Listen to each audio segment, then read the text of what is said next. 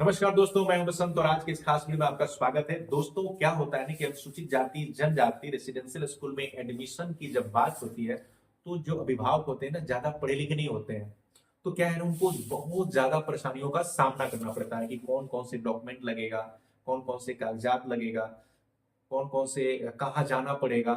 तो बहुत सारे उलझन होते हैं, बहुत सारी परेशानियां होती हैं और अंततः लोग हिम्मत हार जाता है, सारे डॉक्यूमेंट को जुटा नहीं पाता है और भागा भागी में परेशान हो जाता है और थक हार के घर बैठ जाता है और बच्चों का एडमिशन नहीं हो पाता है। क्योंकि हम जिस समुदाय की बात कर रहे हैं, जिसके पास पेशेंस बहुत कम होता है और कामगार लोग होते हैं, अगर काम नहीं करेंगे तो पैसे नहीं होंगे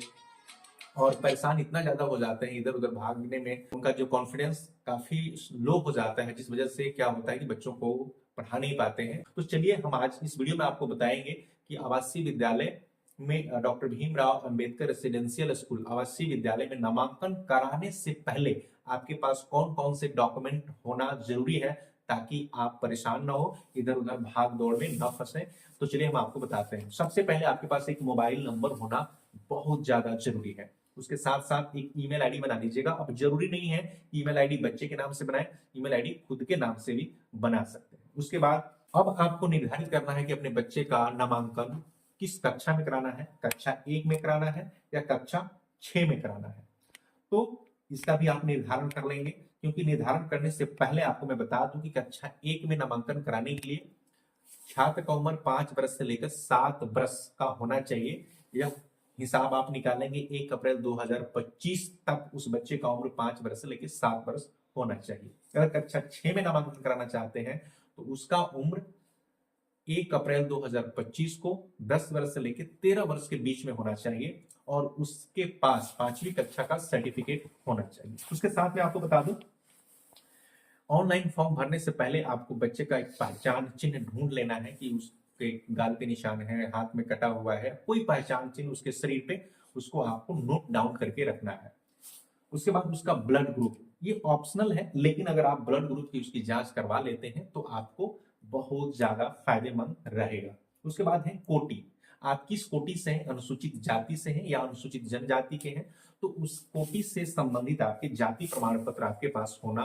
बहुत ज्यादा जरूरी है। क्योंकि आपका जो बच्चा का एडमिशन होगा वो doctor Bhimrao Ambedkar residential school में होगा, तो कास्ट वाइज ही बच्चों का एडमिशन हो पाता है, तो इसलिए जाति प्रमाण पत्र का होना बहुत ज्यादा जरूरी है। उसके बाद है बैंक का पासबुक, अभिभावक का बैंक का पासबुक जरूरी है। अगर अभिभावक का नहीं है तो बच्चे का भी बैंक का पासबुक होना जरूरी है, ताकि बैंक की विवरणी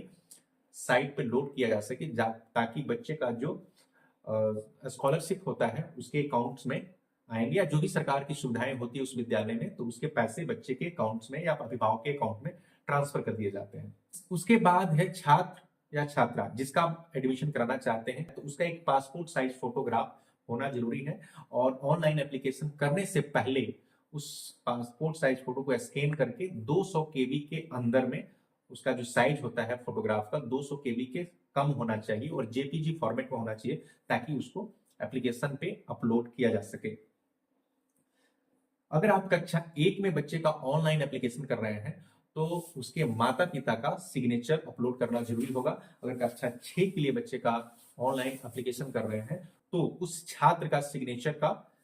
फोटोग्राफ, छात्र का सिग्नेचर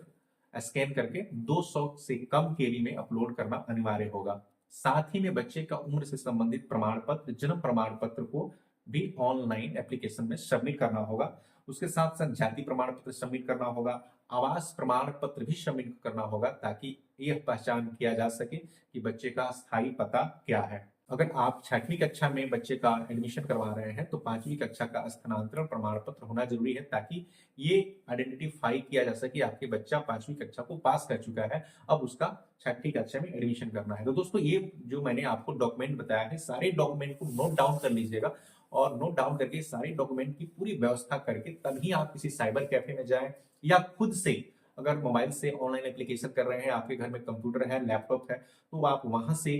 अगर एप्लीकेशन कर रहे हैं तो ये सारे डॉक्यूमेंट अगर एक साथ आपके रहेंगे और उसे अपलोड करके अपने डेस्कटॉप पे रख लेंगे या लैपटॉप पे रख लेंगे या मोबाइल में रख लेंगे, तो आसानी से ऑनलाइन एप्लीकेशन आप भर सकते हैं, कहीं किसी प्रकार की कोई परेशानी नहीं होगा। दोस्तों, अगर आपको ये वीडियो अच्छा लगे तो लाइक कीजिएगा, चैनल को भी सब्सक्राइब कीजिएगा, ज्यादा से ज्यादा लोगों को शेयर कीजिएगा, ताकि डॉक्टर भीमराव अंबेडकर की जो आवासीय विद्यालय है उसमें ज्यादा से ज्यादा बच्चों का नामांकन हो सके, और नीतीश कुमार की ये जो सपना है ताकि हर बच्चों को डेवलप किया जा सके, बिहार को विकसित किया जाए,